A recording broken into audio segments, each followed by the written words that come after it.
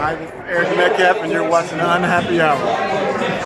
Broadcasting to you live from the Milky Way Galaxy, the solar system, planet Earth, North America, the United States of America, California, Los Angeles to be specific. Hello, everybody, and welcome to another episode of The Unhappy Hour here on the TNAM network. My name's Brian Engelman. I'm your host, as I have been for the past 7+ years. Out here in La La Land, of course, our previous show segment, we spoke with former NBA scout and lifelong Cleveland sports fan Zach Barris about LeBron James' decision 8.0 or whatever we're at this point, deciding to leave the Cleveland Cavaliers, where he had a nice run of 4 straight NBA championships, Eastern Conference championships, joining the Lakers without another bona fide superstar. And I forgot to ask Zach about Lonzo Ball leaking the news of his knee injury so that he could protect himself from being traded, because something in the collective bargaining agreement doesn't allow an injured player to be traded. I wanted to ask him that, and I forgot I had it in my notes. Doggone it. But if you want to talk about it in the chat room, go ahead and leave your comments here. If you're watching on this camera where I'm looking at you directly in the eye, that is facebook.com/theunhappyhour. It's a private sports group. Invite your friends. It's the Unhappy Hour Sports Show, a support group. Invite your friends. Indians, Cavs, Browns, Buckeyes, Blue Jackets, all that jazz. Over here, this is youtube.com/TheNewAmericanMedia. Click subscribe, like the content, leave your comments below, share it, join the conversations. Lots more coming your way. Right now, we're going to talk poker. We're going to talk to Darin Campo. Darin Campo is a dude that I met back in elementary school. We were both in the Learning Enrichment Accelerated programs for the smart kids, and Darin has taken his love for analytics and then science. What is it? What was the phrase they used on ESPN yesterday? Because Darin ended up on the main stage. They call it the Dome or the Thunderdome or the Battle Dome or something. I'll let Darin put it in his words. But they kept saying something like, a chemist has never won the World Series of Poker, which means he's going to win. You know, he's going to win because he's the first chemist to do so. But yeah, anyway, Darin took his love of math and science to chemistry and now to the poker world, where mathematics is a huge component of the story. But it was great. Darin, welcome back to the program, man. I am so happy to have you here under this set of circumstances. Before we kind of hit reset on how you got here, how are you feeling today? How are you doing? A bit exhausted. Yesterday was a little overwhelming, but I'm feeling good post off. So how long are they? How long are the days? They start at what time and they go? We start playing at 11, and we ended up finishing up, and I got back to the hotel about midnight. So. Oh shit! You play till 10 or 11? Yeah, it's, you play 5 2-hour levels every day with 20-minute breaks between each level, and then there's a 60-minute dinner break. Okay, wait. One of those 20-minute breaks. All right, walk me through this. Let me go back. You do 5 levels that are. Yep. That are how long? 5 2-hour levels. Okay. 2 hours. And what level are you on right now? We will start level 11 tomorrow morning. Did you expect to be in day 3? Did you expect level 11? Did you expect all this? To be honest, I don't know. I don't know what I expected. It's the goal was to at least make the money. Obviously, would love to win the event, but you gotta start somewhere. But really, the goal is just to make every next level. You get through each level one at a time, get through each day one at a time. You can't win the tournament on day 1 or 2 or 3 or 4, so you just try not to lose it. Yeah, that's beautiful advice. And I know I was talking to Darin late last night. I just kind of checked in, and then we started talking, and then seriously, Darin, I was like kind of ready to wind down and peace out for the night, and then I started talking to you, and I don't know, would we talk for 20 minutes or something, whatever it was, and then I was all riled up again. I was like, oh, that's so cool. And I think I was up for another 2 hours. I just got all like psyched up. But I mean, it's a marathon, man. This is not a sprint. You have to you grind this out day after day, level after level, 2 hour after 2 hour. So before we get too into the action of the day and how we got here, real quick for the people that missed the previous episode that we did, give us the quick overview of what you did down in Dayton, Ohio, that got you to Las Vegas this week. Just the quick recap, the quick version.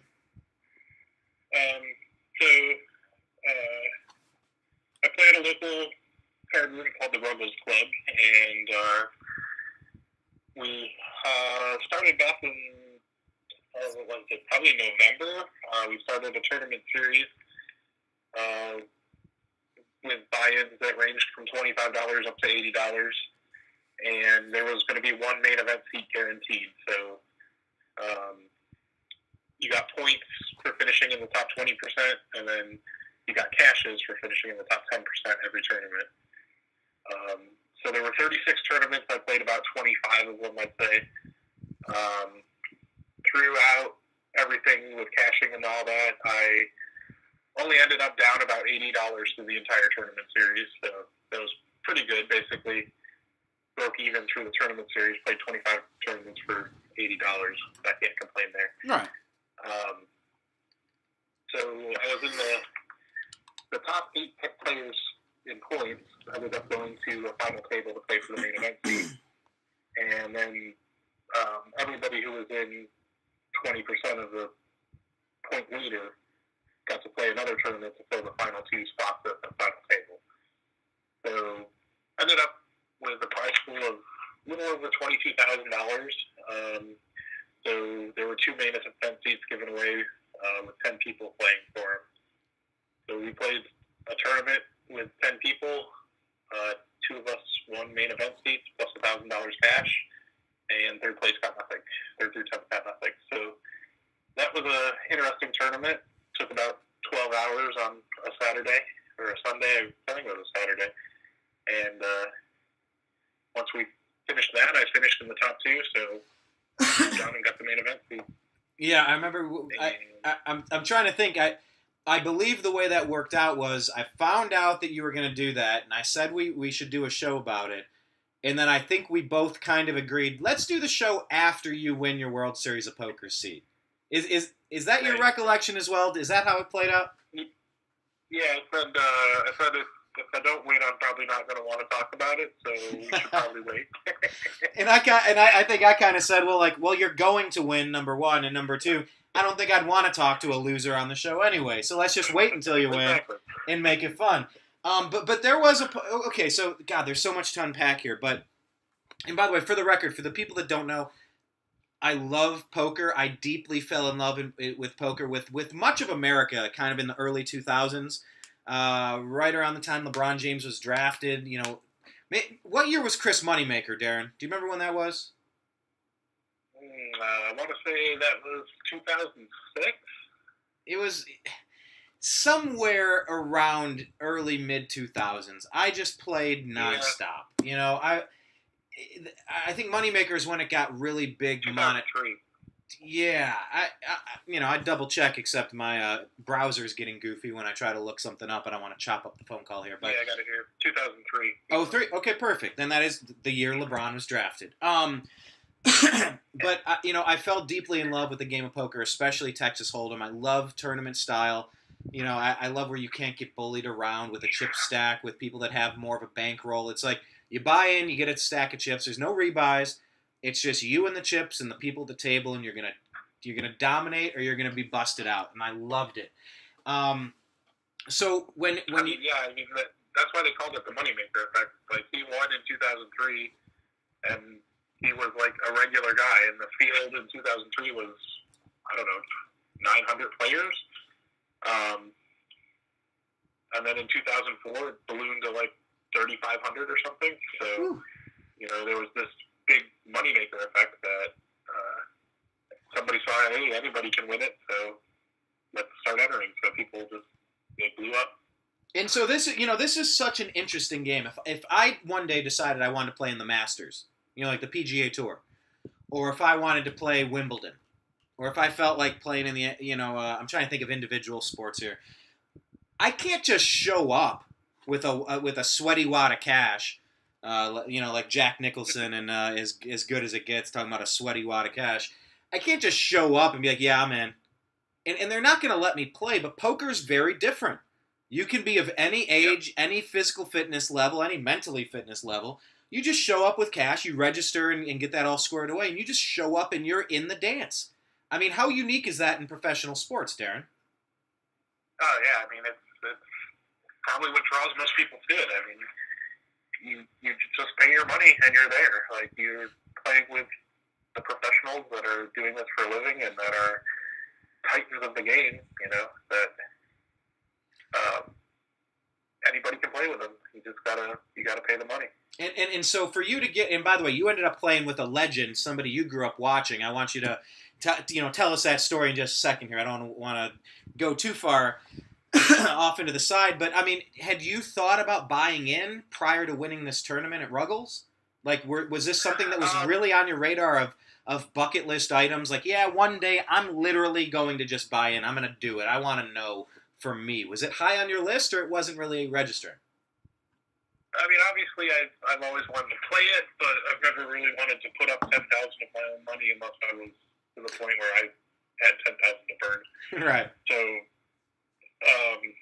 so really winning the seat was the only way I was going to be going out here in the next year or two. So it happened at a fortuitous time. Yeah, it definitely happened at a fortuitous time. Well, everything happens for a reason. Everything happens at the right time when it's supposed to, and it rarely makes sense.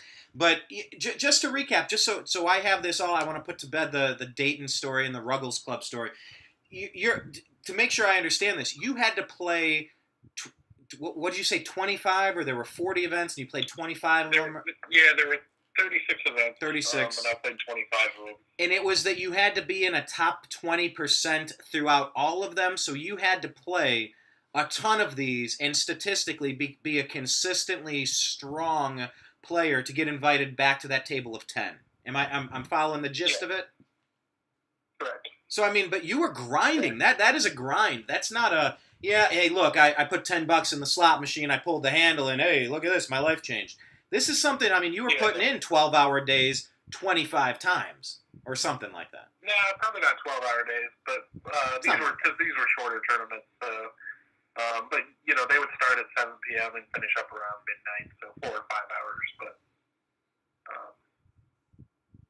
But either way, this was you outside at your basketball hoop, shooting hoops late into the night all the time, working on your craft, trying to get better, grinding it out, and having a game plan in mind. This wasn't just some piece of dumb luck where, it was a raffle and you won a buy-in somewhere. I mean, you were really hustling. You were working on your game to be consistently strong to put you in this position. By the way, real quick, yeah, for sure. real quick here, before we get into your experience at the World Series of Poker, the ups and the downs, and the people you played at the table with, and then, of course, when you get on the main table underneath the dome and everybody's sending you pictures of yourself, and apparently they love your glasses, so, you're going to have to market those somehow, get Ruggles Club on the side and put them on your website and start selling those bad boys. But I want to go to some of these some of the comments in the chat room. This is the Unhappy Hour Sports Show, a support group. Steve Stefan is saying other good poker movies, in his opinion, are Maverick, Mississippi Grind, and Lock, Stock, and Two Loaded Barrels. Have you seen all of those, Darin?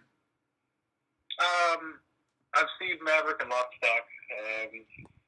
I've not seen Mississippi Grind, but I would put the best poker movies at Rounders and Molly's Game, and then there's just everything else. Rounders? You said Molly's Game? Yeah, Molly's Game. It's a true story of a ex-Olympic skier who hosted a private poker game for the rich and famous out in California. It's a good movie, very good movie. Good book as well. Nice. So let's get to your experience. Day one. I'm learning about this now. You have 2-hour levels, and you're at level 11 starting tomorrow. Tell us about day one. You walk in. Just tell us about the whole experience, man, because this is like a lifelong dream for a lot of us watching here. Just the fact that you're a regular at the Unhappy Hour. You're one of our regulars, and you're at the dance. We want to hear all about it. So tell us about what happens. You fly out. You get your just walk us through the experience of getting to day one. I'll start on day 0, which was Monday. So Monday I get up at 4 a.m. to get to the airport by 5 o'clock to make my 6 o'clock flight. And shoot out to Vegas, quick stop in Atlanta, nice little layover. Get out to Vegas, land, get my car, check into the hotel, and I goofed around for a little bit and just kind of hung out at the hotel and then headed over to the Rio to meet up with the owner of the Rebel Club because he had my money for the buy-in. So full better have my money. Yeah, met up with him and he handed me a band of $10,000 and I walked up to the cashier window and handed them that and my ID, and they gave me a ticket to the World Series of Poker. So that's how that started. So that's a fun moment, man. It's not every day you get. Yeah, you get to just hand over 10 grand. Yeah, everything's digital and everything's going to the mortgage or property tax anyway. Easy come, easy go. So you get your 10 grand, your wad of sweaty cash, and you're bought in. So then what? Now you've scoped out the Rio, and is it an intimidating place? Is it exactly what you expected, or were you surprised by anything? Well, this is my third trip out here during a World Series of Poker, so I knew what the Rio was like during the World Series of Poker. It is definitely a zoo out here. There is a ton of poker tables set up for this event, just more than you can even imagine. There's cash games and daily tournaments and bracelet events that are, 2-3 bracelet events going on every day. So there's, 8 different rooms just filled with poker tables and people. And just the sound of chips rippling all day is deafening. So, no, I love that line. The sound of chips rippling is deafening. Okay, that could be on the back of your shirt. Yeah. I like that. By the way, how many? Being my third year out here. Yeah. So you were scouting it for 3 years. You've known what you were getting ready for. Yeah. So 3 years ago, I just came out here and played some of the daily $200, $300 tournaments. Okay. Got deep in a couple of them, but just min cashes and stuff like that. So it wasn't really anything major. And then last year, I decided I was going to play $1,500 bracelet event, so I played one of those. Made it most of the way through day one and scrubbed out towards the end of day one, so just missed some money on that one too. And for other people, can you explain what a bracelet event is? Explain that. Yeah, so the World Series of Poker is more than just the 10K main event. There's 75 different events that award a bracelet, and that's what the trophy is at the World Series of Poker event, is a gold bracelet. So right now, Phil Hellmuth is the champion with 14 different gold bracelets. He's got the most. Doyle Brunson's up there with 12, I think. Now this is lifetime winnings or current? Yeah, this is lifetime. Lifetime, yeah, because we just did this with Zach Barris on our previous show, talking about the Cavaliers and LeBron James coming out to my backyard in Los Angeles. And we were talking about lifetime championships with the Lakers and the Celtics being right up there at 17 and 16, and the Cavs with 1, minus that damn Warriors super team. We would have had 4, and LeBron would still be here. But I digress. That's why it's called the unhappy hour, not the happy hour. But yeah, so lifetime bracelet. It's not easy to get these things. I mean, Phil Hellmuth and Doyle Brunson, these guys have played for 30 years, 40 years. They got 15, 12 of them. So you entered some of the littler ones, and then this is the year. So you knew what to expect. How many people entered this year? Do you know the number off the top of your head? 7,478, I think it was. Wow. And that's all people dropping 10 grand a piece. Dropping 10 dimes, yep. Dropping dimes. All right. So you're ready. You're settled in now. You got your seat. You bought in. You know what you're up for. Walk us through day. Okay, that was day 0. I'm sorry, 7,874. So 7,874. Well, don't get dyslexic when you're counting the odds for that gut shot straight draw when you're up against Mizrahi or something. All right. So 7,874 was the number instead of 7,478. Gotcha. Right. All right, so that's day 0. Walk us through day 1, unless there's more in day 0 that you wanted to. Any people you met, any experiences you had? Not really. Picked up a friend from the airport later in the day, dropped him off, and then just went back to the room and tried to stay up a little bit as long as I could so I could try to sleep in the next morning for day one. Switching to Pacific time from Eastern time is not always the easiest thing. Dude, that's no joke, man. That is no joke. I've lived out here in Los Angeles for 13 years now, and I said to Zach in the previous show, it's interesting. I've lived in Los Angeles 13 years, longer than I've been a LeBron James fan, which was 11 of his 15 years. I did not like him on the Heat. But yeah, it's interesting when you break it down like that. Adam Reese in the chat room, he's saying Phil Hellmuth was on tonight. They showed him walking in dressed as Thor. Did you catch that? Well, that's an interesting story. Yeah. Darin, did you catch that? Yeah, I was off that day, so I was over at the Rio cheering on some friends that were playing, and I was in the hallway when he came in, so I got to see it. Yeah, and you recorded it and you posted it on your page, right, on your Facebook? Yeah. Yeah, I saw that. He is dressed as Thor, and he had his gaggle of girlies with him. That was pretty interesting. Yeah. All right, so day one, Darin, you get some sleep. You're up and at it. Yep. So there's 3 day ones. I don't know if everybody knows. I'll explain this. The field's so big that they can't fit everybody in one day, so they split it up into 3 day ones. Day 1A was Monday, day 1B Tuesday, and day 1C was Wednesday. So you can choose to enter any one of the three.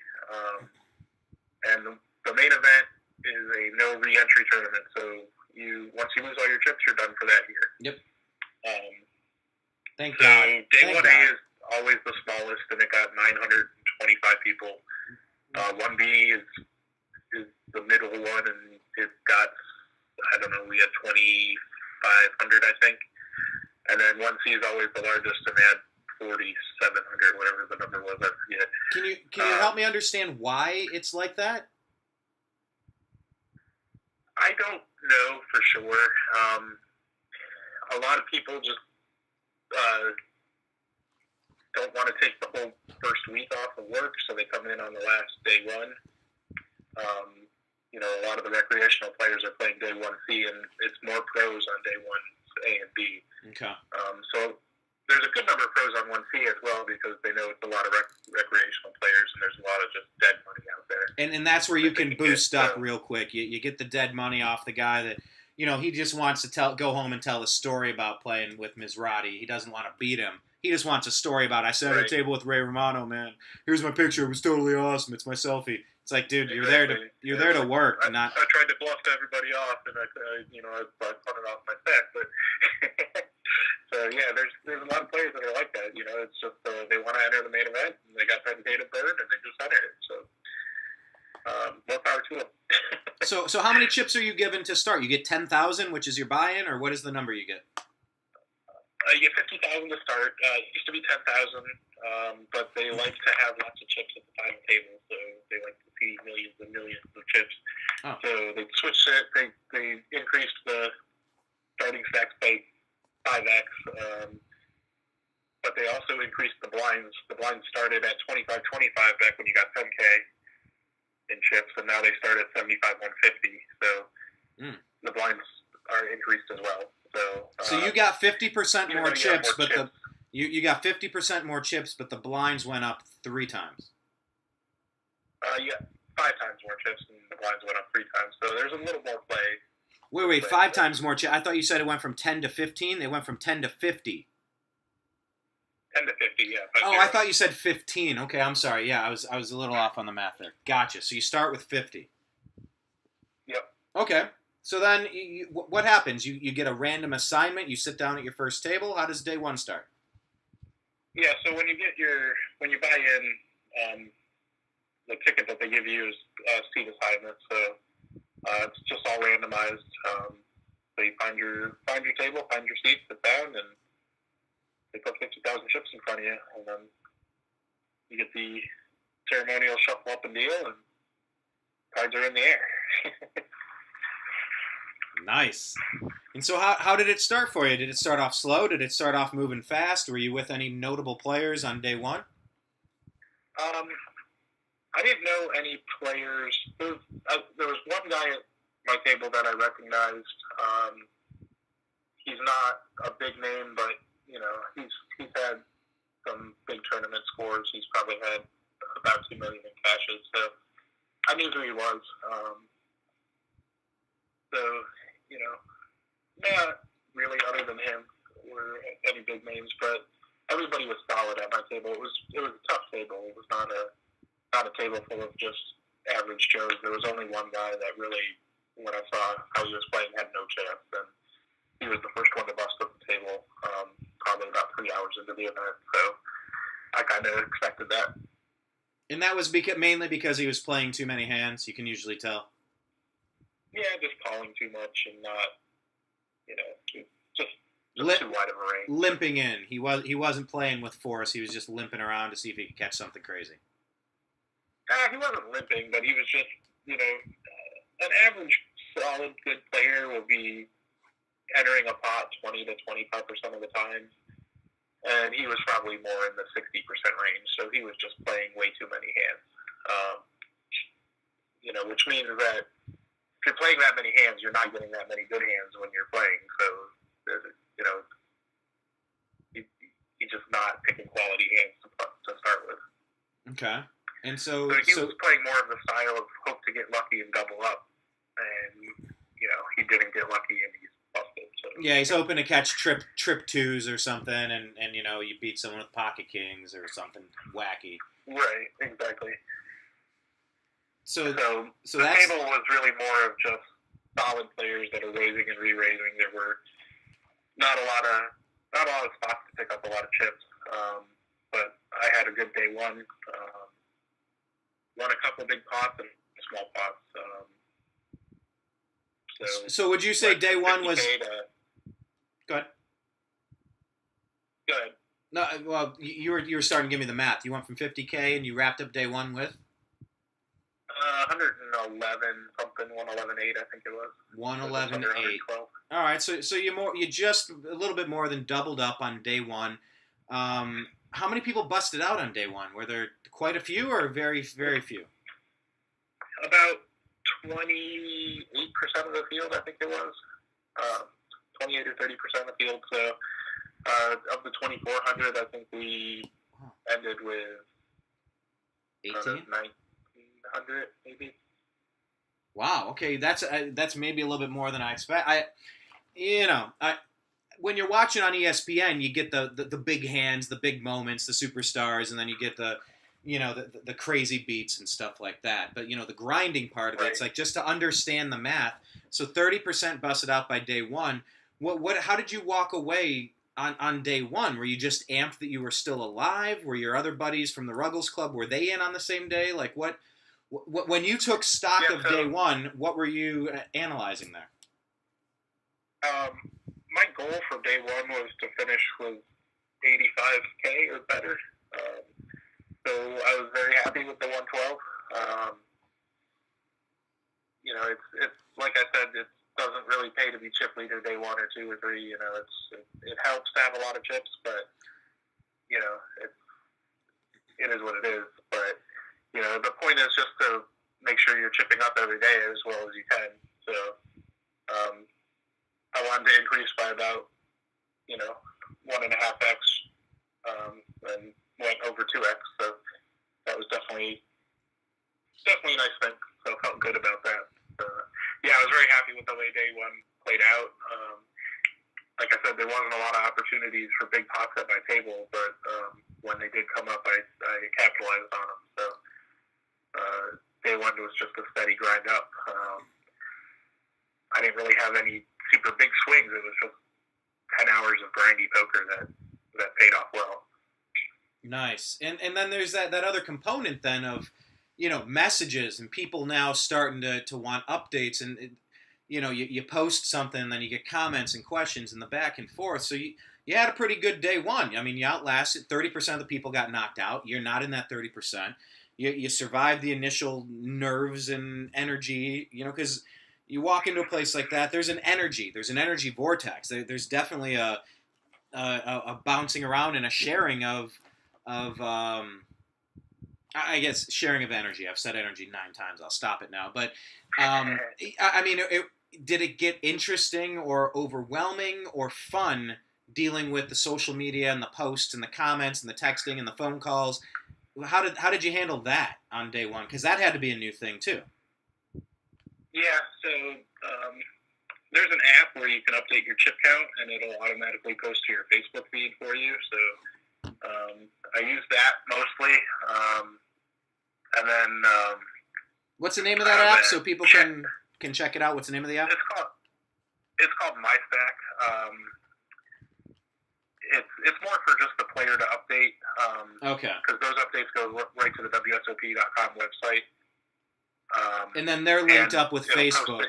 Yeah, it's linked to your Facebook and Twitter account, so it'll automatically post to your Facebook. So then, if people want to follow you on Facebook, it's just Darin Campo, and you'll take as many followers as you can get. Yeah, I mean, I got probably 25, 30 new friend requests today from a lot of people I don't even know. So there you go. You're going to have a Nigerian prince. Here's my advice. If you find a Nigerian prince that wants to buy you in next year, all you have to do is send him $2,200 for the fees. I suggest you don't do that, especially if you don't know. Just from me. Right. No, that's... I've also got a chat server set up on Discord. I don't know if you know what that is. It's more of a gaming chat server, but so I set a chat server up. I'll put a link in Facebook. So if anybody wants to join that, you can feel free to. Well done, Darin. As you were telling me about Discord, you posted it in the Facebook group. This guy. I know how to do these things every once in a while. Nice. Well played, good sir. Okay, so you survived the social media aspect. You survived the initial onslaught. You got through day one. Then the logistics are they give you a day off, correct? Day one and then a day off? I chose to play day 1B for that reason specifically. So day one, when you play day 1A, you get 2 days off before day 2. Okay. Day 1B, you get 1 day off, and day 1C, you get 1 day off. The benefit of 1B over 1C to me is that after playing day 2, you get another day off if you play day 1B. If you play day 1C, you're playing today, and then day 3 is tomorrow. So there's no day off between day 2 and day 3. And you were planning on being there for a hot minute. Good. Well, I wanted a day off before day 3. All right. Well, that's fair. Now talk us through. I don't know. Unless there's anything eventful on your day off that you want to cover, let's start with day 2, 111, 111, 800. How do you say it? 111,800. 111.8. Yeah. So let's say 112K. It was close enough. 112. Thank you. I was trying to be too prim and proper here.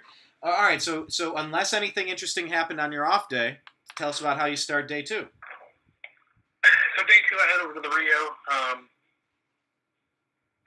For security reasons, they don't let you sit at the tables because they have the chips all laid out unattended. So they don't let anybody sit at the tables until about 10 minutes before the event starts. So okay.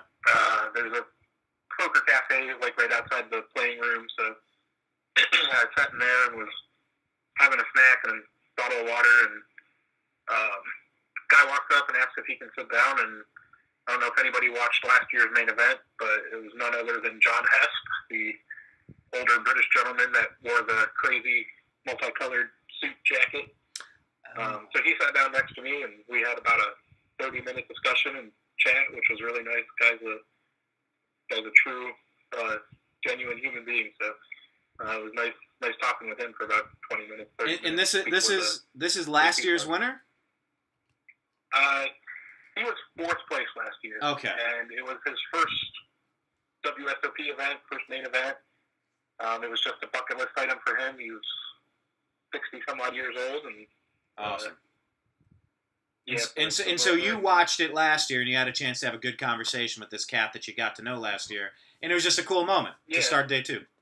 Yeah, so that was a fun little start to day 2. And so that was a little bit of... well. That was a little bit of foreshadowing that you were going to start to be encountering people that you may have seen before.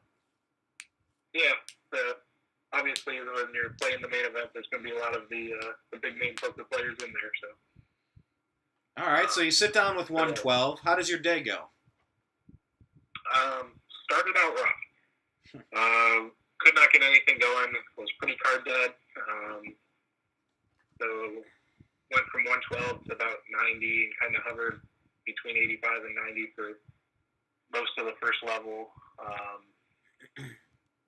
And then about half hour, 15 minutes before dinner break, which was going to be the end of level 2, just ran into a couple really big hands that weren't big enough. So I turned a king high flush against an ace high flush. Oh, that's harsh, dude. Those are harsh beats. Yeah. So it's just one of those hands that you don't get away from, and lost about 50K in that pot. And there was another hand where I flopped top 2 pair, aces and jacks. Bet it, got called. Turn was a 9. Got a straight. The other guy led out, which was weird. I raised him all in because he had a short stack. He called with pocket 9. So oh, trips, yeah. I was drawn to 2 outs and hit 1. Yeah, so a couple just thick hands in a row, or not in a row, but real close back to back, right before the dinner break. Which, you know, it's a big thing of contention this year at the WSOP. The dinner break right now is at 3:25 p.m. When you start at 11 and play to 11, so it's kind of in a bad spot. Yeah, it's like a lunch break. And and it's only 60 minutes long, which in years past it was 75 minutes or 90 minutes. And all of this is for ESPN, because ESPN coverage will pick up after the dinner break, and they wanted to start, right at 6 p.m. Pacific time. So you get 5:30, they have the 30-minute delay, and then they get to start right at 6. So it's because of ESPN that we have to suffer a little bit with a shortened dinner break early in the day. But yesterday for me, it was kind of fine because I wasn't hungry, especially after those 2 hands. Lost your appetite just a bit. Yeah, so I just kind of hung out in my car with the AC on and the radio on and just chilled. Started looking up flights home.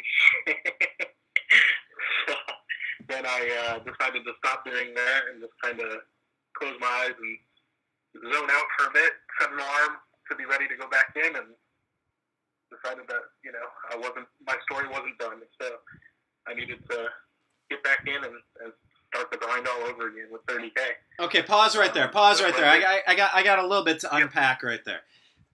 Number 1, Darin, will you vow to me right now on this program, on the Unhappy Hour Sports Show, a support group, and will you vow to your legion of fans who are lining up to buy your sunglasses, will you vow to never look at return flights again until this thing's over?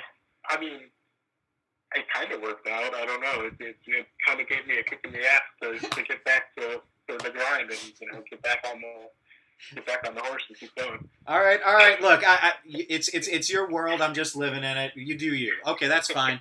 I'm just saying you got. All right, fine. Maybe you needed that. But part number 2, you're in the air conditioning. You're in your car. You're listening to music. Now I'm the type of guy. I've fallen asleep inside of MRI machines before. And I don't know if you guys have ever had an MRI, but it's a tube and it's loud. They give you headphones and it's loud music. But with extreme air conditioning and music being loud and stuff, I mean, were you at least slightly concerned that you might zone out or fall asleep and miss having to go back in there? Did that cross your mind? Were you worried about it? I had alarm set. No, I had alarm set on the phone. So. All right. Once again, you do you. It worked, so I'm not going to tell you it was wrong. But Darin, stop flirting with danger. Okay, so you're down to 30K. You were up at 112. Now you're down to 30. You had some bad beats. Those classic. I don't know. I always heard that pocket queens were the worst hand to get.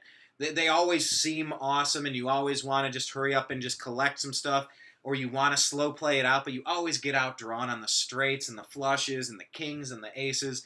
Pocket queens are just trash that way. So you had some good hands, and they caught, trips at weird opportunities with very few outs. 112 down to 30. You're looking up flights. You're feeling like crap. You did the AC thing. You didn't eat.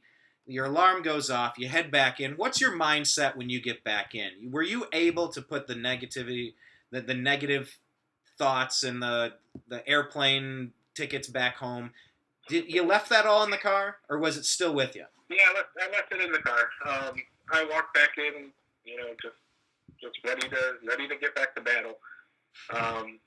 So we get back in, sit down, everybody's there. The clock hits 0 on the brake, and they start dealing again. So first hand, I'm on the dealer button, and somebody raises. I look down, I have ace queen suited. So I re-raise. They call, flops king queen 4. She checks. I check it back. Turns an ace. I have aces and queens. She checks. I bet. She calls. River is a blank. I bet. She calls. I win. So first hand back, I'm back up to 50K. So you almost doubled. That's good. Yep. So next hand, pick up ace king. Re-raise again. Guy who originally raised folded. So pick up another small pot. Back up to about 55. Pause on 50. Pause on 55. Hold on. I don't want to throw off your rhythm here, but let's pause on 55. You get your ace king. It's good. They always say it's better to win a small pot than to lose a big pot. I get that, and that's kind of what I was getting at with the pocket queens, and you getting outdrawn, whatever it was on the turn of the river with the pocket there, with the trips, the 3 nines. When you picked up that second hand with ace king, were you annoyed that you didn't get to see the flop, that it didn't get to go further because it's a nice place to start, or you're just thrilled because you're collecting chips right off the bat? How do you feel when that happens? I'm never annoyed to be stacking chips. I mean, it doesn't matter. Like you said, you'd much rather win a small pot than lose a big one. All right. If I can pick up blinds and antes in an open, that's 5,000 chips. That's 10% of the stack. So if you can do that 10 times, you double up. All right. So that's hand number 2 on your way back. You were starting to tell 3, and I had to steamroll you just to make sure I was on the same page. So right after that, what happens? So yeah, I ended up winning 3 out of the first 5 hands and was back to 80K in 5 hands. Nice. So 15 minutes back into the level of, was that level 7, 8? I think. Yeah, it was level 8. 15 minutes back into level 8, I was back up to 80K. So one of the guys at the table was like, "What did you eat for lunch?" I was like, "Nothing." He's like, "Sure it wasn't spinach because you're coming out like Popeye." I mean, yeah, it was like they were just like shell shocked that I was just coming out aggressive and raising, and I ended up with 3 good hands and 5 out of 5. So. It's amazing how good a poker player you can be when you actually get dealt some good cards. That's the beauty of this game. It's so much easier when you get poker. Yeah, that's the beauty of it. Like you can be, LeBron James or somebody. Sorry, I don't want to bring him up. You can be Francisco Lindor.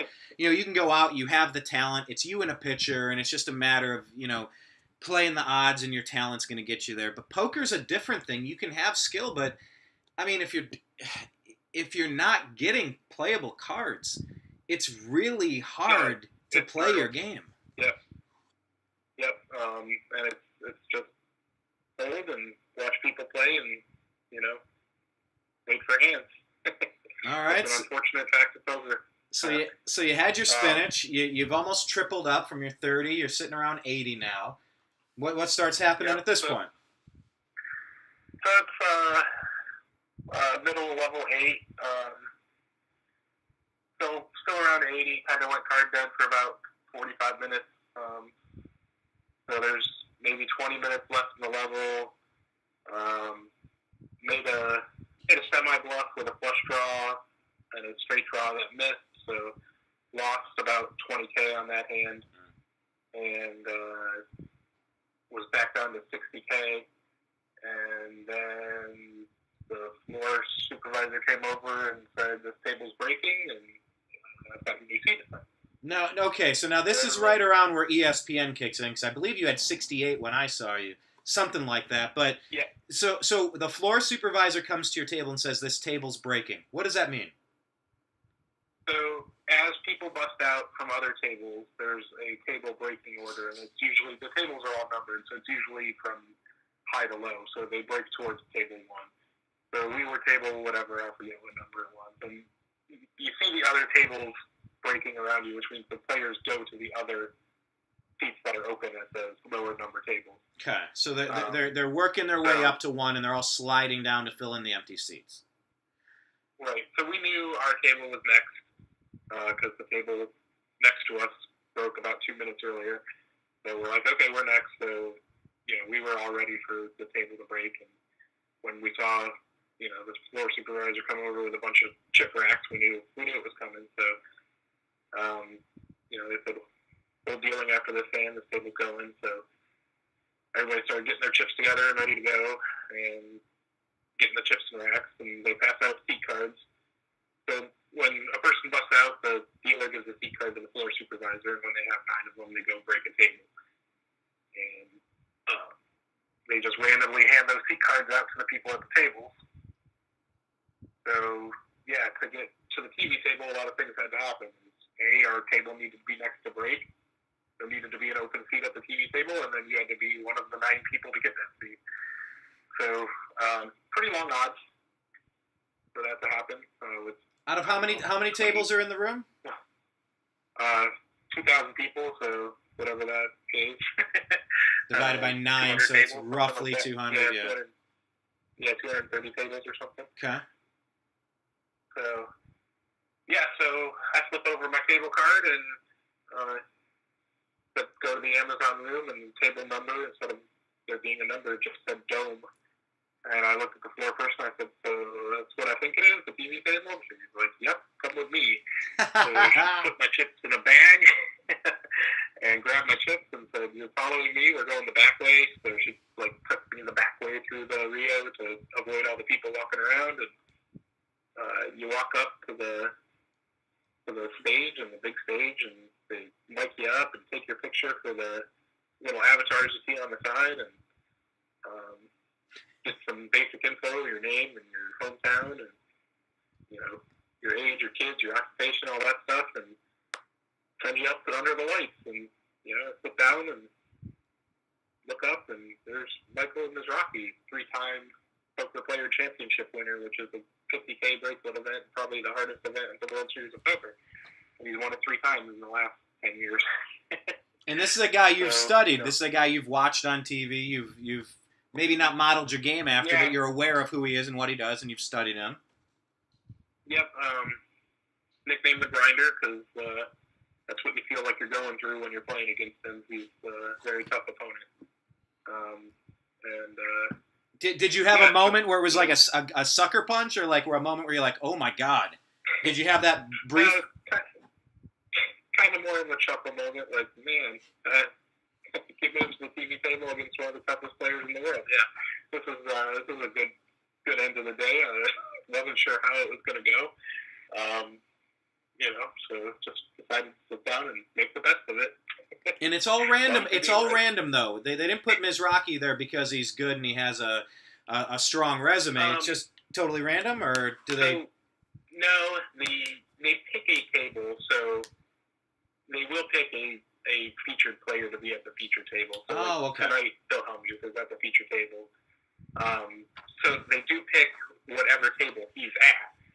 So, if you end up being at that person's table, you're going to be at the featured table.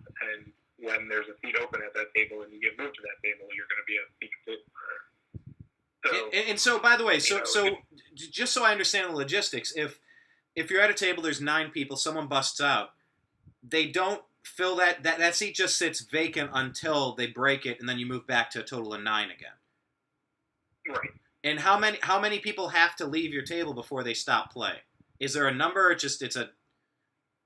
I don't think you can lose. I don't think you can go lower than 6-handed. Okay. So if you lose a 4th person, we played 7-handed at our day 2 table for a little bit early. but then they brought us a couple players pretty quickly after that. So, Okay. yeah, I don't think they let it go past 6. Gotcha. So you get the seat assignment, you chuckle, you got Ruggles on your arm, Ruggle chuckle, and then so you get down, and are the lights brighter? Are you very aware that this is different than your last seating assignment? Oh, yeah. I mean, the table is huge. It's not like a regular poker table. I don't know when you see the overhead, most poker tables are just straight ovals. This one is more kidney bean shaped or something, so the table's massive. The cards have little RFID tags in them, and there's a little box that you have to put them in on the table, a little drawn-in box. So you have to put them in there so the reader can read them. And so there's some mechanical things that are different, and there's a camera you're supposed to show your cards to in case the reader doesn't work. So there's a lot of little things, but you get used to that real quick. Okay. But yeah, the lights are ridiculously bright. Yeah, I'll never forget that when I was on a game show with Carlton from Fresh Prince of Bel-Air with Alfonso Ribeiro. It was on the Game Show Network with the show was called Catch 21, and I'll just never forget, they had the studio audience. It was kind of like bleachers, and Alfonso's out there. It's like, dude, it's Carlton from Fresh Prince, and this girl Mickey, she's the card dealer. It was poker and it was blackjack and trivia. So if you get the trivia question right, you get a card, you try to catch your 21 or bust your opponent out. One of the things that's the most vivid memory for me is when it started, the lights were so damn bright, you almost had to zone out and kind of float out of your body and go, all right, I can't really see that well right now. I'm just going to go in autopilot and trust my instinct here. Were the lights that bright for you? Like, did you have a similar vibe or not as much? I mean, it's not quite that bright for here, but you don't want to look up. I mean, there's a crowd around you. Like, there's seating behind the table and stuff. Like bleacher style, or you have a bleacher style? Bleacher style. There's 3 or 4 levels. Okay. Deep. So, but if you try to look into the crowd, I mean, you're just going to be staring into these bright TV lights and blind yourself. So, you can't see anybody that's around there. That's awesome. When you sat down, how many chips did you have, if you remember? Just right around 60K. Okay. So you're sitting at 60. Are you low stack, high stack, mid at this point? Now you're on ESPN, right? Yeah, so now I'm on ESPN. I haven't seen the ESPN coverage because I haven't looked for it, but I watched the later coverage, but I didn't see the ESPN coverage. But yeah, I mean, I think there was one person shorter than me and a couple that were right around what I had. So, but there were 2 people, Mizrachi being one of them, that were well over 200,000 trips. So right. There were a couple real big stacks. So he had 250, I think, at the time. So how does that start then? So you sit down, you're playing with them. How does it go? So first hand, I don't remember if it was the first hand I played or the second hand I played. Pick up Jack 10 suited in an early position, raise, get 2 callers, Mizrachi being one of them. Flop was Ace, Jack, X. Wait, did you say Ace, Jack, what? X, because I don't remember what it was. It was just a small card. Oh, X. Okay, maybe, gotcha. I don't know. Okay. Yeah, so I bet they both called. So at this point, I'm not real happy with my hand. Turn was nothing. I check. They both check. River was nothing, and they got checked down. Mizrachi looked like he wanted to fire a bet on the river, but decided not to and check it back.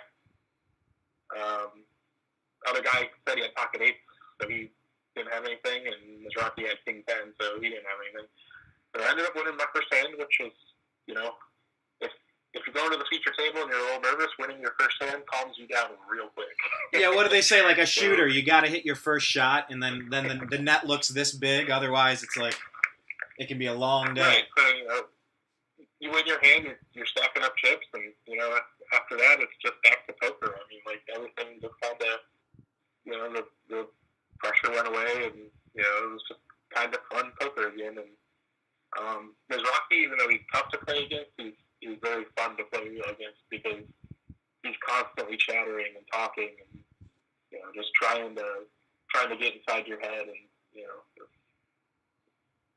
I've played with a lot of players like that, and you just have to kind of tune them out. If you don't engage with them, it gets under their skin. So I knew all I had to do was just sit there, behind my glasses. He can't see my eyes. He can't see if I'm nervous or my eyes are closed or darting or whatever. So just kind of stare back at him and stay still as a statue and just let him talk. Yeah, see, I was always I was never that guy that was the nonstop talker like the Helmuth or I was never the nonstop talker, but I was a talker. I don't know. I enjoy the back and forth banter. I think it's more fun that way. I don't think I do it incessantly, but I love to get the chatter. Not that I'm going to pick up somebody's tell. Like, oh, when he spins an Oreo, oh, I'm going to get him. Oh, I'll save this for later. That's Hollywood crap. Some of that might be true, but some of it's not. But, yeah, I mean, I like talking. I think it's one of the more fun parts of poker. I like playing erratic because then people don't know what you're doing. And then you can trick people into thinking you're weak when you're strong and vice versa. Once you can establish that you're erratic, you can then play with it a little bit. In the chat room here, Steve is saying that 3 people had less chips than you at the table per his screenshot. So there were 3 people less than you, and then a couple that had a lot. So you win your first one against Mizrachi, and he's chatting it up, and you're just staying stone-faced, and you're going to work. You're doing your thing. What happens after that? Yep. So that was like a 20K pot, so I was back up to 80K. Nice. And really, I just didn't get a lot of hands, so I did a lot of folding at the TV table.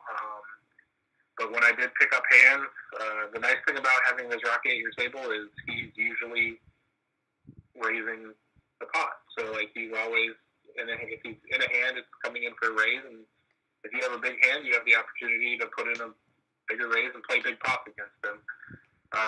So that was my plan, is if he was opening and I had a good hand, I was just going to 3-bet him every time. And that's what I did. So every time I had a hand that was worth 3-betting, I would 3-bet him. And it worked out because it got under his skin. Like, every time he would raise and I would look down at my hand and start looking at my chips, he would be like, uh-oh, be careful. Be careful. So I got under his skin a little bit, I think, so it worked out for me. I played, I don't know, maybe 6 pots against him and won all 6 of them. Oh, yeah, that's like the Steelers whooping on the Browns territory. That's like the Warriors coming up against the Cavs. It's like, this again. God, I can't do anything to get past this over here. What I saw on the ESPN coverage for about, what was it, the half hour or the hour that it was on, and I did record it, but yeah, I saw a lot of folding at the time. That's why I was like, crap, he's down to 68, or, I thought he was at 112, what happened? And I'm like, well, all right, he made the main table, he had a good time, whatever, we'll see how it goes. And then that's, we talked afterward, and you started telling me that you went up against him 6 for 6, and made a whole bunch of your chips back. I was stunned because when ESPN dropped coverage, I was a little bummed for you. I was, obviously it's a marathon, not a sprint, so I wasn't crying into my Cheerios or anything for you, but it was just like, crap, he didn't get like his big moment, but who cares about TV moment? That next moment could be the next moment tomorrow. The next moment, I just keep grinding it out. So after ESPN drops coverage, it goes to an app called Poker Go. Poker Go is like $10 a month, but you can get a 30-day free trial just by signing up and then canceling within 30 days. This would be a good time to do the free trial, right? Yeah. So you can watch yesterday's coverage on there. They've got replays of it. So I'm on there for about 4 hours, so you can see a bunch of hands against Mizrachi on there. They didn't show all of them, but they showed a couple of the big ones. So yeah, that was a nice thing because it'll be on that app forever. luxury, you know. When you start So- tomorrow, do you start with the same players, or they shuffle you up again? No, every day you get a table redraw. Oh, okay. Okay. Unless they really liked your back and forth and they want you. Right. So, no, it's all random. When you bag chips at the end of the day, they give you a random seed assignment. Oh, okay. Well, there's still a lot of good players left. So, Adam Reese in the chat room is saying ESPN is saying there's 3,309 players remaining right now. 3,309. Yeah, that sounds about right. We'll probably lose, I'd say, another 1,000 today. This is awesome, man. So you're down to the 3,309. Start at 78.74. All right, hang on. I want to make sure I'm not steamrolling what you were saying here. So you played those against Mizrahi, all that. Were there any other big moments on the day? What did you wrap the day with? I don't want to skip over anything else that happened. Yeah, like I said, if you want to see a lot of them, I can explain a couple of them, but Yes. all of them are on Tokugo, which is fun to watch. Yes, explain at least one more. I want to hear one more. I want to live vicariously through you. Sure. So there was a hand where the guy who was second in chips, his name was Naya, opened the pot for 3,000. Mizrahi calls. I looked down at ace queen suited on the button, raised to 11,500. Naya folds, and Mizrahi calls. Block was queen 7-4, rainbow, so 3 different suits. Mizrahi checks. I bet 7,500 into a pot of about 28,000, which is a pretty small bet because I know that he likes to raise those bets. The checker or the re-raise. Yeah, so he'll raise those small bets a lot, just because a lot of times when you bet small like that, it's a sign that you don't have anything. You're just betting. Right, you're just trying to raise buy him out, so he sees it as a source of weakness. Did you figure that out from playing with him at the table for a couple of hours, or from watching him over a couple of years? Both really. I mean, I just know his style. So he's at a disadvantage because he's known. You're like the pitcher that comes up from the minor league system. There's not enough tape on the player. They didn't have enough time to really scout him that well, and he baffles you until the league catches up. Something like that. Right. So so he raises me to like 19,800, something like that, and I'm about 60K behind at this point. So it's really an awkward spot to put in 20K and try to decide what to do on a turn card. So to me, my chariot, I could call, I could just flat call there and see if he'll bluff again on the turn, if he is bluffing, or I can just go with it. It's a hand it's probably worth going with. If he has a set, and I'm done. But, I decided I'm just going to go with this, so I just moved all in. Oh, so you went all in against him. That's what I was wondering, if you were going to get pushed to that. Okay. So I did shove, and he quickly folded, and, said that wasn't nice. Oh, he goes, that wasn't nice? Yeah. So from that point on, I knew he was kind of going to want to play pots with me because, I'm willing to play back at him. So... What did you win on that one? You said 19 plus 7. What would you walk away with? Yeah, so probably that was probably a 30K pot, so that probably put me up to 90 or 100K at that point. I think a little over 100K. At that point I was feeling real good. So I'm like, God, those moments. I haven't really lost the hand at the feature table. And I don't think, there may have been one hand where I called a raise and then folded the flop, but there was no big hands that I lost. All the big hands I played, I won. Man. Which was nice. Yeah, on one hand, it's like, man, I wish that would have been on ESPN, but on the other hand, it's like, who the hell cares? You're still among 3,309 instead of the 78.74. It doesn't matter. Like when you work your way to that final table, it's all right. Everybody will see it at that point. No, that's awesome, because I was wondering how possible it would be to win a World Series of Poker championship for Texas Hold'em if you've never had to go all in. I wonder if that's ever happened. I wonder how rare that is. I doubt it. I think everybody's at least had to be all in and called at least once. I mean, to where you're in the negative position, where you're in the underdog spot, I guess. Covered. Yeah, exactly. When your tournament life is at risk. I'm just saying when if you're all in and called and you're covered, it doesn't matter if you're an underdog or a favorite at that point. Your tournament life is at risk there. Exactly. You could have aces versus kings, but if you can get knocked out, you're at risk. So, it's that nuclear option. Yeah. That's what makes Hold'em so beautiful.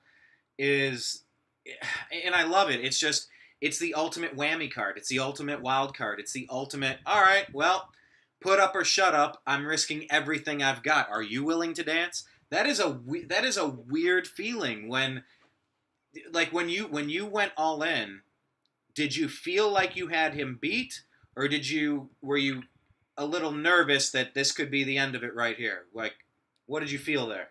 I mean, so one thing you try to do in poker is you don't necessarily want to try to push people on a specific hand. Mm-hmm. You want to put people on a range of hands. They can have this range, king queen suited plus, or 8 pocket eights or better. So you try to put them on a wide range of hands because it's a lot easier to put them on that than just one specific hand. So the problem with Michael Mizrachi is he opens so wide and will call 3-bets very wide. What I mean by that is he'll do it with most of his range, not just his premium hand. That you never know what he has. So it's hard to put him on specific hands. And the way to beat him is instead of letting him peel cards cheaply, you have to put pressure on him, and you have to put chips in the pot. You have to be willing to put chips in the pot against him. Because if you just call his bets, even if you're a 70-30 favorite, 30% of the time he's going to hit his outs and beat you. So the way to do it is just put more chips in the pot and deny him his equity, make him fold. When instead of just calling and trying to not let him catch up, you just don't let him catch up by putting more chips in the pot. And if you can just win small pots without showdowns, that's the best thing you can do in poker. You don't necessarily have to double up every time you play a hand. You just need to chip up. So, yeah, I mean, when he raises me, Chuck raises me, he could obviously have 3 of a kind or 2 pair or anything like that. But, sometimes you just go with a gut feeling or go with the math and decide to do it, So that's awesome. So shrugged. When he folds quickly, I knew he was kind of just bluffing at it. And the nice thing about being at the feature table is 30 minutes later, your friends can text you with what cards you have. Exactly. Because most hands, you don't get that. You don't get that analysis, that instant analysis to find out what they were doing and what they were thinking. Was he totally stabbing in the dark? Was it a gut shot? Did he have a busted flush? Like, what did he... I love that. So he had 8-9 of diamonds. Okay. And there was a queen of diamonds on the board and a 7. So he had what's called backdoor draws, which means you have to hit both the turn and the river. So, he can hit running cards to make a straight or running cards to make a flush. So he has two different backdoor draws. Right. He had a shot. It wasn't a great shot, but he had a few outs. Right. So it's a good board for him to bluff at. If I don't have a queen, I'm probably not calling. So he'll take down the pot right there. And if I call, then there's a lot of turn cards that are good for him, because imagine something like the 6 of diamonds, where he makes an open-ended straight draw and a flush draw. Like, now he has all these outs going to the river, and, he can just barrel and make me decide for all my chips at that point. So, to prevent me having to make a tough decision on the turn, I just shove and try to take the pot down now, which... it's, like I said, it's a play where it's designed to just deny whatever equity he has in the hand, and win now. Win now than trying to avoid doubt. It's fun to throw 7 at it, especially when you're sitting at 230 or however many chips he had. 230,000. I don't remember the number exactly, but I thought he was north of 200. Whatever. Yeah, it's one thing to throw 7 at a pot. It's one thing to throw 19. It's another to Yeah, to keep going throw once. 70. Yeah, like especially if you've been busted out on the turn, and you got the back door and you got no opportunity to do it. You lose a little bit of your gumption to continue pushing, especially on someone that's been whooping you so consistently. No, that's fantastic, man. You got to play some big hands with a known successful, world-renowned, top-notch player, and you came out ahead. That's fantastic. So where did you end for the day? You got down to 30, but you started at 118. Where are you at, or 112? Yeah, started at 112, 112. down to 30 at my low, and finished at 170. 170, nice. So you did level up. Okay, good. Yeah. All right, so now you're at 170. Starting tomorrow, this is another 11 o'clock start. What is the? I'm sorry. Is there anything else we wanted to bookend and wrap up there with day? No, I think that was pretty much that was pretty much it for day 2. Are you surprised how easy Pretty it is to roller coaster. remember the hands? Does it shock you how easy it is to remember suits, and you get a couple of blanks as you're recollecting it, but to remember when 7s and 4s and then what the flop was, what the turn was, or is that just It just comes with the game. Eventually, you just kind of remember hands, especially big hands that you play. So. okay? Well, you're starting at 170 tomorrow. I don't know. What do you say about tomorrow? You're feeling good. You're cautiously optimistic. What's the vibe? Yeah, blinds will start at 1K, 2K, so have like 85 big blinds, which is a good number. You're in the danger zone when you're less than 20 big blinds, so I'm well over that. So, it's a healthy chip tuck for day 3. Play smart and grind, and it should be a smooth ride to the money. Hopefully, so just try to avoid pitfalls and traps, and king high flushes versus ace high flushes. Just try to be on the right side of those instead of the wrong side. Yeah, exactly. Yeah, it's there are pitfalls, there are traps, there are booby traps. There's going to be stuff along the way. Man, this is awesome. I'm really amped for you, Darin. I was so much happier once we got a chance to talk last night. After watching you on ESPN and finding out, you went from that 68 or whatever I saw you at up to 170. That's awesome. That's impressive. That's great. But like I said, for what it's worth, you're not there to get into the money. You're there to take this thing down. Take it down. Take it down. Yeah, like I said, one at a time. Step 1's making the money now at this point. I mean, Absolutely. That's the next 5 levels, and money bubble will probably break during the 4th level of the day, I would guess. So that'll be tomorrow, you're thinking? Yeah. So what's interesting is at these large tournaments, once they get to, I don't know, maybe 15 or 20 people away from the money bubble, which is the last person to get $0. Yeah, they call it out. They call it out, right? Yeah. So you go what's called hand for hand, which means every table in the room plays one hand and then stops until every other table is done. So it takes a long time to bust those last 10 people. And everybody's playing tight because they want to say they made the money, so it's a double whammy. Right. So if you're on, if you have 5 big blinds left, and you know that there's players with 2 big blinds left, you don't really want to play a hand because it's likely that they're going to bust before you do. So the money bubble is gruelingly long because it's, like I said, it's hand for hand, and nobody wants to play in pots. So you want to have a large stack at this point because you just start raising with any 2 cards, and the small stacks can't call you. So, you want to just put pressure on the small stacks that are just trying to cash and get out.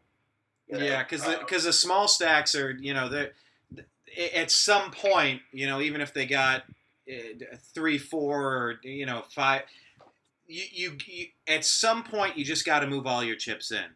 and you'll take a flyer on a much lesser hand because you're running out of options. You're out of time. You got to pull the trigger on something, and you know that. So it's easy to play those guys. The antes and the blinds are coming around every hand, so those are what forces your action. So yeah, you just lean on them. You just lean on those guys until they pop out. Right.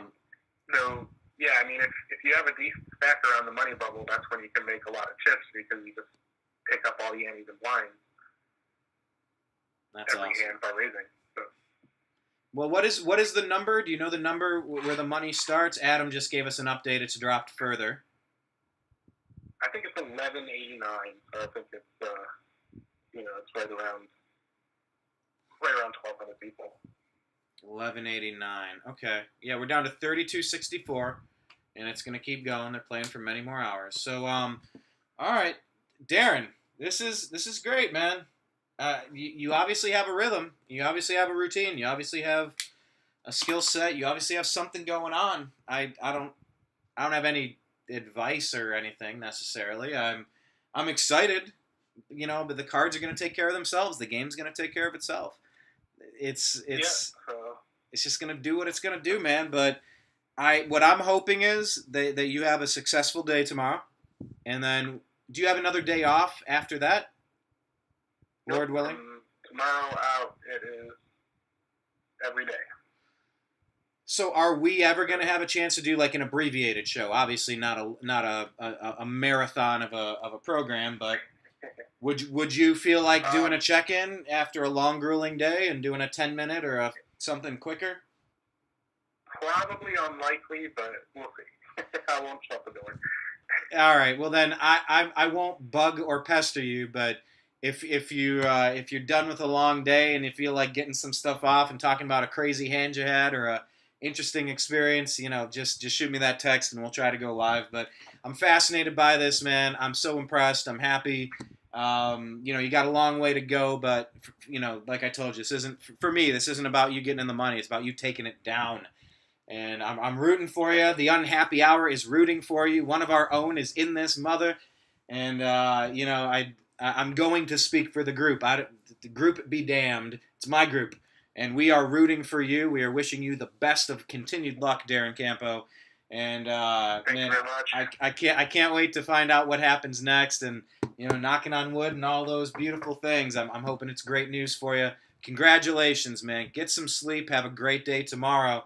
And so excited to follow this journey. So excited, man. All right. Thank you very much. All right, you have a great evening. To be continued, good sir. I'll talk with you soon. Thanks. All right, guys. There he goes. We're letting Darin go back to the rest of his life. Try to get some rest this evening. God, just so exciting. I think it's great. I've been a fan of this World Series of Poker stuff for so long.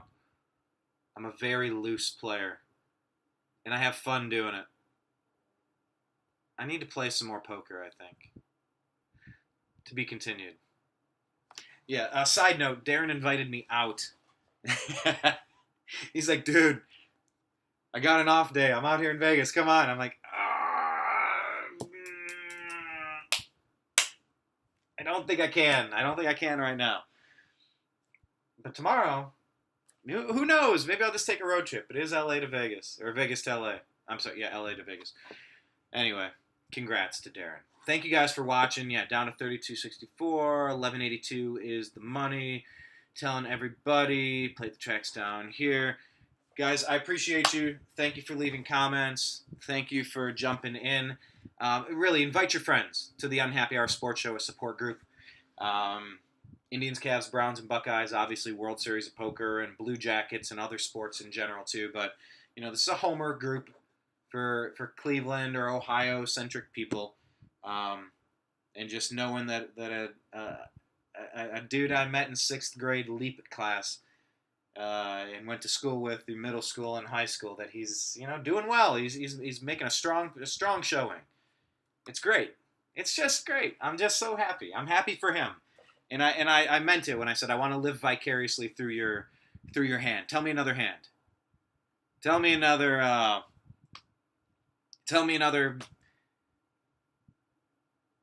tell me what the flop was. What was the turn? What was the river? What did you re-raise to? It's just the numbers start flowing in my head, and when I asked Darin, is it surprising that you're able to see these hands and you can, you might get a blank, but you know that it was a Jack, King, hearts, and